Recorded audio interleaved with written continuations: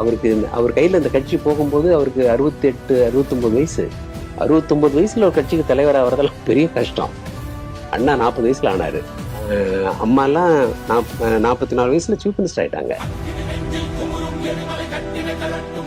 கட்டமைப்பு இல்லாம ஒரு தொண்டனா, ஒரு காலாட்படை வீரனாக இருக்கும் பொழுதே அரசியலினுடைய தலைமைக்கு வந்துட்டாரு.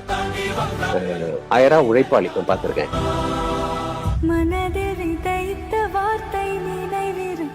எப்ப வேணாலும் யார் வேணாலும் போய் பார்க்கலாம். ரெண்டாவது, அவர் அதிமுகவை நேசிக்கிறார். He loves ADMK. He will not, அவர் ADMK நலனை காம்ப்ரமைஸ் பண்ண மாட்டார். நான் அதுல உறுதியா நம்புறேன். எந்த சூழலையும் காம்ப்ரமைஸ் பண்ண மாட்டார். அதிமுகவை அவர் நேசிக்கிறாருங்கிறத எப்படி சொல்றேன்னா, அந்த தொண்டனுக்கு ஒண்ணுன்னா அவரு துடிச்சு எழுந்து நிக்கிறத நான் பார்த்துட்டேன். அப்படியாச்சு அப்படின்னு எழுந்து நிக்கிறத பார்த்துட்டேன். ஒரு தடவை பேட்டி எடுக்கிறதுக்காக அவர் பார்க்கறதுக்கு போயிருந்தேன்.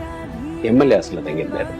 இருங்க, இந்த வந்துடுறேன் அப்படின்னு கைலியில இருந்த ஒரு வேட்டி எடுத்து கத்திக்கிட்டு, இருங்க வந்துடுறேன், 10 நிமிஷம் வந்துடுறேன்னு யாரோ ஒரு கிழவங்களை வந்திருந்தாங்க அவர் ஊர்ல இருந்து. அவங்கள கூட்டிட்டு கார்ல இங்கே போயிட்டு வந்தாரு.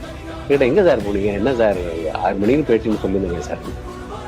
இல்லைங்க, நம்ம தொகுதி வைங்க, ஊர்ல 400 பவுன் நகை காணா போச்சான், இந்த டிஜிபி எப்போ என்னன்னு கேட்டு வந்துடுறேன் அப்படின்னு போனார். அவங்க தான் சோசியல் ஒர்க்கர், அவங்க தான் பொலிட்டீஷியன், அவங்க தான் அரசியல் நடத்த தகுதி